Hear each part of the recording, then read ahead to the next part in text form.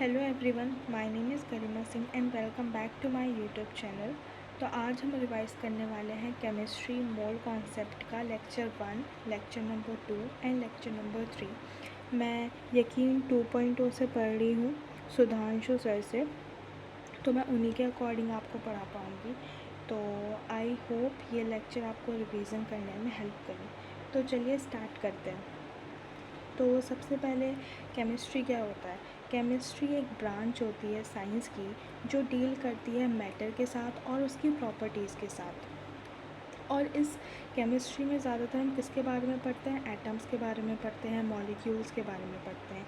अब हमारे माइंड में एक चीज़ आती है, जो चीज़ें बनी हुई हैं, जो भी जितने भी मैटर्स हैं हमारे अराउंड, जितनी भी चीज़ें हैं, जैसे कि पेन हो गया, टेबल हो गई, पेंसिल हो गई, जो भी चीज़ें हैं वो किससे बनी हुई हैं और वो क्या है? मतलब matters, what is matter? Matter है क्या? हम किसे डिफ़ाइन करेंगे कि हाँ ये मैटर है? मैटर हम उस चीज़ को डिफ़ाइन करेंगे जिसके पास मास होगा और जो ऑक्यूपाई करेगा एक पर्टिकुलर स्पेस। जैसे कि हमने पेन है, हमारे पास कोई पेन है तो उसके पास मास भी है और वो स्पेस भी ऑक्यूपाई कर रहा है, तो वो एक मैटर है। ठीक है। अब मैटर के दो पार्ट्स हो सकते हैं, एक हो सकता है फिज़िकल और एक होता है केमिकल। फिज़िकल किसके बेस्ड पे क्लासीफाई होता है? फिज़िकल हमारा आईएमएफ मतलब इंटरमोलिकुलर फोर्स पे और थर्मल एनर्जी के बेसिस पे क्लासीफाई होता है। उसमें solid, liquid, gas, plasma, Bose Einstein condensate आ जाता है।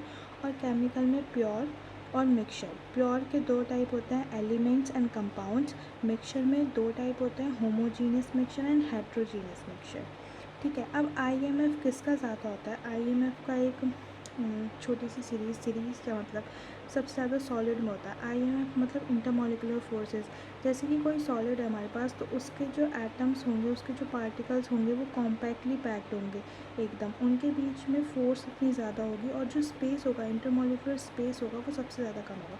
तो इंटरमोलिकुलर फोर्स किस में होता है? सॉलिड में सबसे ज़्यादा, फिर लिक्विड में, फिर गैसेस में सबसे कम होता है। गैसेस लाइक बस बहते चलो, उड़ती हवा, साथ आओ टाइप्स है। गैसेस का तो कुछ नहीं है भाई, वो तो मज़े में है बिल्कुल, उनके बीच में इतना कोई फोर्स वगैरह होता नहीं है। अब थर्मल एनर्जी क्या होता है? थर्मल एनर्जी मतलब क्या होता है? जो भी मैटर के अंदर पार्टिकल्स मोशन करते हैं उसे हम थर्मल एनर्जी करते हैं। जैसे कि गैस है हमारी, तो गैस जो है उसमें सबसे ज़्यादा थर्मल एनर्जी होती है, क्योंकि उसके जो पार्टिकल्स होते हैं वो बहुत दूर दूर होते हैं। इंटरमोलिकुलर फोर्स काफ़ी कम होता है, तो पार्टिकल्स बहुत दूर होते हैं, तो वो आराम से मोशन कर सकते हैं, आराम से इधर उधर घूम के आ सकते हैं, चाय वाय पी के आ सकते हैं। बट जो हमारे सॉलिड हैं उनके बीच में इंटरमोलिकुलर फोर्स इतना ज़्यादा होता है कि वो सिर्फ वाइब्रेट कर सकते हैं अपने स्पेस पे, और लिक्विड फ्लो कर सकते हैं। मतलब लिक्विड आर्स इंटरमीडिएट है ना। लिक्विड मतलब ये वही है, बिन पैंदे का लोटा, ना इधर और ना इधर, ये कुछ नहीं है भाई, ये ख़त्म मामला है इसमें। ठीक है। अब एक और चीज़ हमें सर ने बताई थी कि फ्लूइड क्या होता है। Fluids are those matter which have tendency to flow. Fluids वो होते हैं जिनके पास टेंडेंसी होती है फ्लो करने की। ठीक है, सिंपल सा है। अब यहाँ पे मैंने वही लिख रखा है, इंटरमोलिकुलर फोर्स की definition, force of attraction between two constituent particles.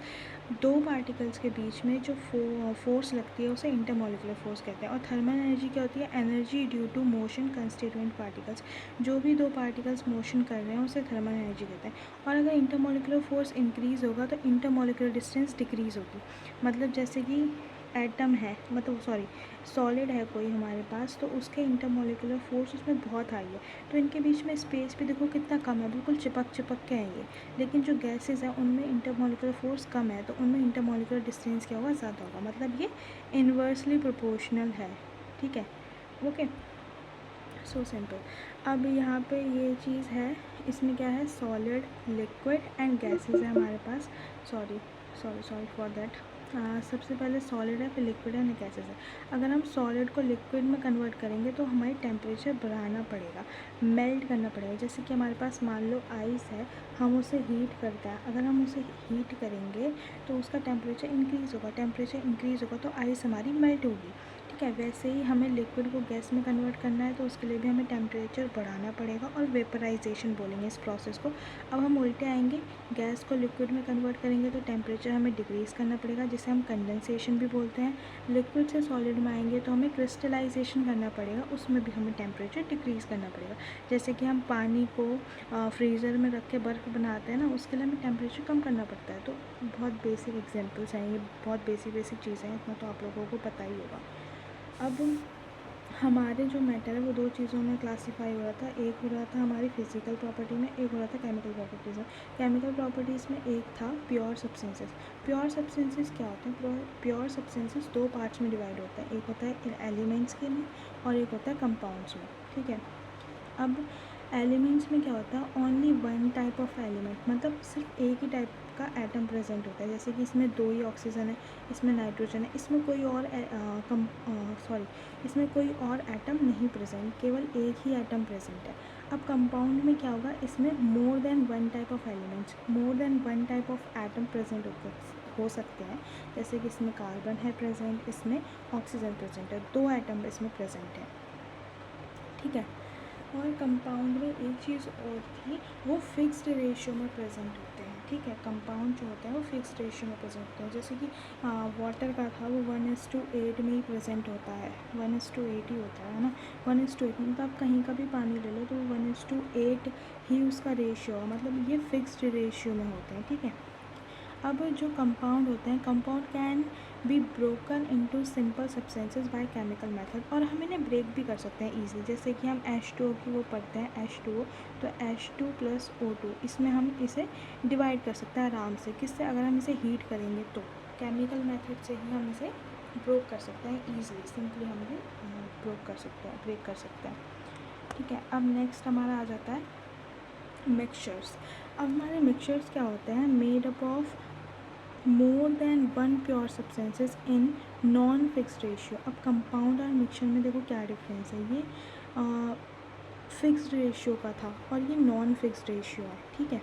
Mixture में ये भी एक से ज़्यादा आइटम के प्रेजेंट होते हैं, जैसे कि होमोजीनियस मिक्सचर्स दो टाइप के होते हैं, होमोजीनियस एंड हेट्रोजीनियस।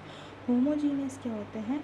यूनिफॉर्म होते हैं। जैसे कि हम एयर को देख लो, एग्जांपल दे रखा है एयर में आपको ये थोड़ी कि ऑक्सीजन कहीं अलग उड़ती हुई दिख रही है, नाइट्रोजन कहीं अलग उड़ती, नहीं, सारे आपको सेम ही जगह दिख रहे हैं और यूनिफॉर्म दिख रहा है। मतलब आपको पता नहीं चल पा रहा है कि आप वहाँ से हाई कर रहे हो ऑक्सीजन को हेलो, ऑक्सीजन आपको दिख रही है, नहीं, वो बिल्कुल यूनिफॉर्मली डिस्ट्रीब्यूटेड है।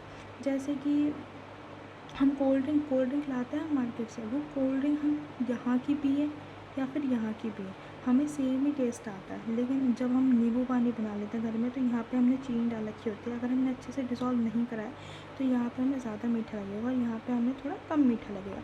क्यों? क्योंकि अच्छे से डिज़ोल्व नहीं हुआ है। यूनिफॉर्म मतलब अच्छे से डिज़ोल्व हो गई है चीज़, बिल्कुल बढ़िया तरीके से, मतलब एकदम समझ रहे हो ना, है ना। अब हेट्रोजीनियस में क्या होता है? ये नॉन यूनिफॉर्म होता है। नॉन यूनिफॉर्म मतलब पानी में आप सैंड मिला दो, कर दो बदतमीज़ी वाले काम, तो ये हेट्रोजीनियस हो जाएगा। जैसे ब्लड है, ब्लड में कोई भी चीज़ यूनिफॉर्म नहीं है। हाँ, हमारी जो RBCs होती हैं वो 5 मिलियन अप्रॉक्स ऐसे होती हैं, और WBCs हमारी अलग होती हैं, प्लेटलेट्स हमारी थाउजेंड्स में होती हैं। तो अलग अलग उसमें प्रेजेंट हैं सब, ठीक है, कि इसका कंपोजिशन अलग है, ये इतना है, इसका इतना है, कि ये अलग अलग होता है, नॉन यूनिफॉर्म होता है बेसिकली। अब सबसे बेसिक चीज़ हमारी आ जाती है एटम्स। एटम्स क्या होते हैं हमारे? Atoms are the smallest particles, atoms smallest unit of matter. मतलब एक मैटर है, एक पेन है, वो किससे बना हुआ है? छोटे छोटे पार्टिकल से बना हुआ है, टाइनी पार्टिकल से बना हुआ है, जिसे हम एटम बोलते हैं। मॉलिक्यूल क्या होता है? मोर देन वन एटम, ठीक है। जब एक से ज़्यादा, जैसे कि ये हाइड्रोजन है प्लस हाइड्रोजन, तो H2 बन जाएगा, तो ये H2 क्या है? मॉलिक्यूल है। इसे आप एटम नहीं बोल सकते क्योंकि इसमें दो एटम प्रेजेंट है, तो ये मॉलिक्यूल हो जाएगा, ठीक है। अब एटॉमिसिटी क्या होता है? Number of atoms present in molecule. जैसे कि मैंने अभी H2 का एग्जांपल दिया था, तो इसकी एटॉमिसिटी क्या होगी? 2 होगी, क्योंकि इसमें दो हाइड्रोजन एटम प्रेजेंट है, इसकी एटॉमिसिटी क्या है? 2 हो जाएगी, ठीक है। जैसे CO2 है, तो ये ऑक्सीजन 2 प्रेजेंट है, कार्बन 1 प्रेजेंट है, तो इसकी एटॉमिसिटी हो जाएगी 3। H2O है, ये H जो है ये 2 प्रेजेंट है, ऑक्सीजन 1 प्रेजेंट है, तो इसकी एटॉमिसिटी कितनी हो जाएगी? 3 हो जाएगी। ठीक है, बहुत सिंपल है।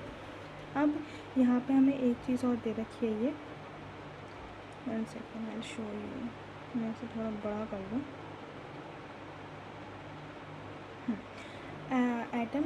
एटम्स जो होते हैं वो 3 सब एटॉमिक पार्टिकल्स होते हैं एटम के अंदर। पहला होता है इलेक्ट्रॉन, दूसरा होता है प्रोटॉन, तीसरा होता है न्यूट्रॉन। ठीक है, सब atomic particles electron, proton, neutron. Electron का मास कितना होता है? 9.1 इंटू 10⁻³ kg। प्रोटॉन का 1.6 इंटू 10⁻10 की पावर -27 kg। न्यूट्रॉन का 1.6 इंटू 10⁻27 kg। अब ये मत कह देना कि इनका पार्टिकल ये वो इनका मास इतना क्यों होता है तो भाई होता है ना। ठीक है, इलेक्ट्रॉन का चार्ज कितना होता है? -1, प्रोटॉन का होता है +1, न्यूट्रॉन पे कोई चार्ज नहीं होता। ठीक है, ये मेरे नोट्स का स्क्रीनशॉट है, तो आप इससे आराम से पढ़ सकते हो। QNE क्या होता है? Q equals to NE, N मतलब नंबर ऑफ़ इलेक्ट्रॉन्स, बेसिकली कि कितने numbers of electron. Number of electrons हमेशा होल नंबर में प्रेजेंट होंगे, ये नहीं कि आप आधा इलेक्ट्रॉन ले रहे हो या फिर 1.5 इलेक्ट्रॉन ले रहे हो, नहीं, या तो 1 होगा 2 होगा, होल नंबर में प्रेजेंट होगा हमेशा। ठीक है, ये मत कह देना कि आधा या वो, नहीं, पूरा होल नंबर होगा। अब Z क्या होता है?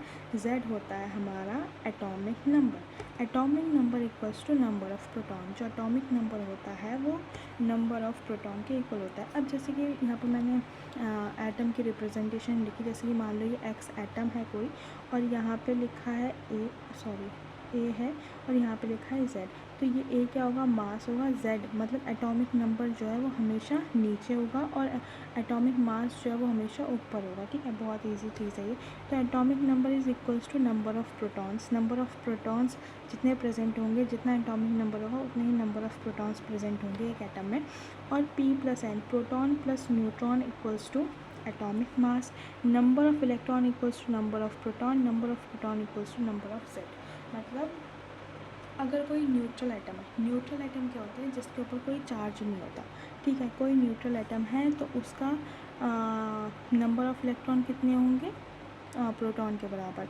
और प्रोटॉन किसके बराबर होता है? एटॉमिक नंबर के बराबर। अब मान लो कोई कैटायन, ठीक है, अब कोई कैटायन है तो उसमें क्या करेंगे हम लोग? जैसे कि उसमें क्या करेंगे हम? उसके चार्ज को माइनस कर देंगे। कैटायन मतलब पॉजिटिव चार्ज उसके ऊपर अगर प्रेजेंट है तो नंबर ऑफ़ इलेक्ट्रॉन जितना होगा, जितना मतलब उसका प्रोटॉन होगा ना, उसमें से हम माइनस कर देंगे जितना भी उसके ऊपर चार्ज प्रेजेंट होगा। एनायन मतलब नेगेटिव चार्ज, नेगेटिव चार्ज मतलब proton.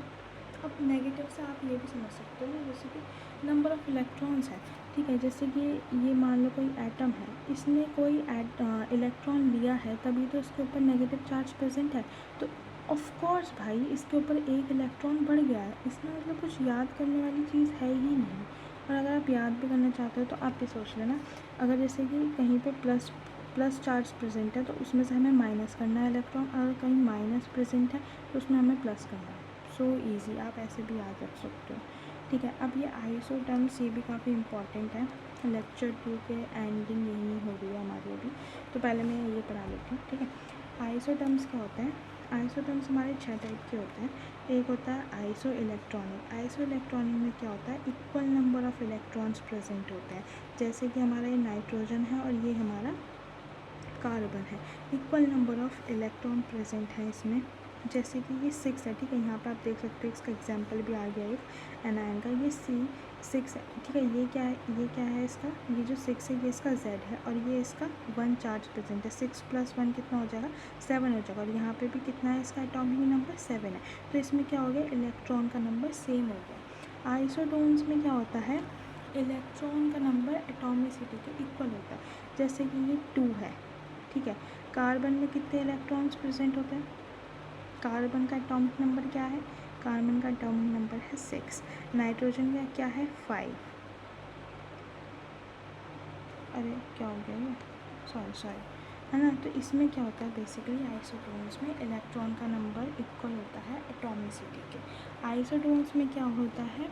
Equal number of neutron equal number of neutrons present होते हैं। जैसे कि आप 16 में से माइनस करोगे 8 को, तो आपके पास कितना हो जाएगा 16। मैथ भिखारी हूँ मैं थोड़ी, मैथ्स की लाइन मुझसे नहीं आती, तभी तो मैंने बारह दी थी। 12 13 14 15 16 1 2 3 4 5 6 7 8 1 2 3 4 5 6 7 8। मैं कितनी पागल हूँ, मतलब 8 टू 16 और 16 छी भाई मेरे तो कितनी पागल हूँ यार मैं। मतलब यहाँ पे, मतलब सॉरी यहाँ पे आ जाएगा हमारा न्यूट्रॉन 8 और यहाँ पे भी हमारा न्यूट्रॉन क्या आ जाएगा 8 हो जाएगा। भूल जाना भी जो भी कुछ हुआ, ठीक है, भुला दो उस सब चीज़ों को। आइसोबार्स क्या होता है? आइसोबार्स होते हैं यार मेरे को हंसी आ रही है अपने आप पे, सॉरी। ओके, आइसोबार्स क्या होते हैं? जिसमें सेम एटॉमिक मास प्रेजेंट होता है। जैसे कि इसका ये देखो मेरी बदतमीज़ी, छी मैंने क्या लिख रखा है भाई ये, सॉरी यार माफ़ करना मेरे को। यहाँ पे आएगा अपना, यहाँ पे मैं 6 लिखूँगी ना, 6 होता है इसका एटॉमिक मास।